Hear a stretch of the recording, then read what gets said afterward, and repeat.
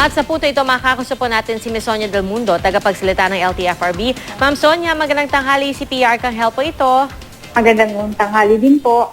Ma'am Sonia, ano pong reaction po ninyo o ng LTFRB na pinaboran nga po ng Court of Appeals yung utos na inyong kagawaran na i-phase out na itong mga lumang UV Express dahil matagal nyo na po itong hinihingi, di po ba? Opo.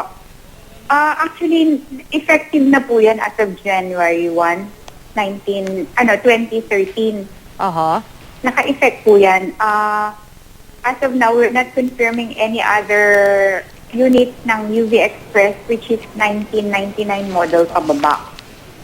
Okay. So, pero kasi may mga humingi kasi na magkaroon ng TRO pero hindi nga po binigyan. So, para po sa inyo, tuloy-tuloy na ang pag-usad nitong bagong patakaran.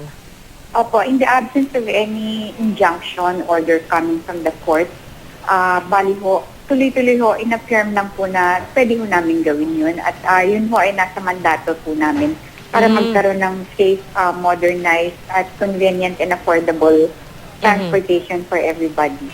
Pero Ma'am Sonia, ano ho ba yung average age, ika nga, no, nung mga sasakyan na na dinadaan po sa inyong tanggapan?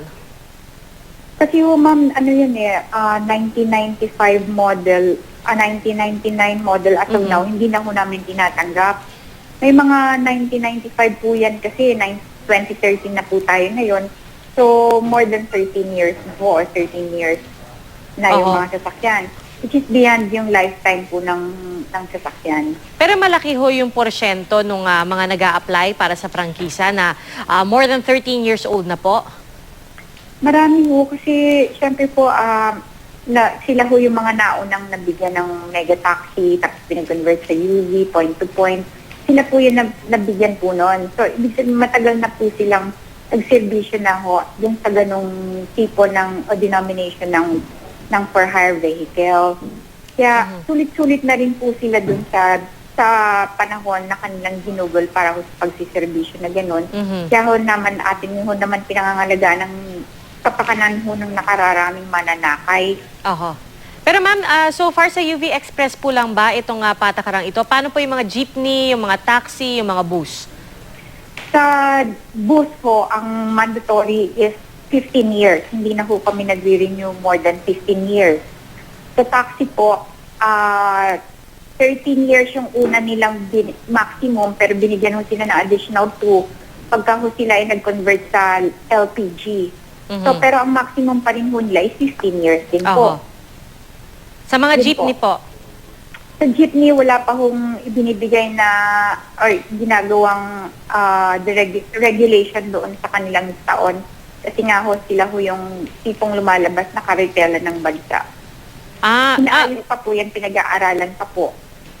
Pero may pag-aaral na po. Parang naumpisa na po ba yung proseso na para sila rin po? Kinukuha ho namin may mga sangguni na ho kaming pinag-uumpisahan gawin. Actually, yung mga fuel increases, yung di ba may fare increases silang hinihingi. Kasabay ho nun, tinitingnan na ho yung paunti-unti kung ano magagawa doon. Oho, kasi syempre gusto rin po natin, hindi po ba na kung ano ho yung patakaran doon sa ibang pampublikong sasakyan, hindi po ba ganun din dapat pati po sa mga jeepney? Kasi marami rin po tayo nakikitang jeepney sa daan na kumbaga mukhang mas luma pa talaga sa 13 years old. Oho.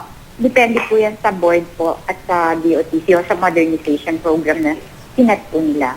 Okay, abangan po namin ang mga updates po tungkol dyan. Si LTFRB spokesperson Sonia Del Mundo. Maraming salamat po ma'am at magandang tanghali po sa inyo. Salamat din po.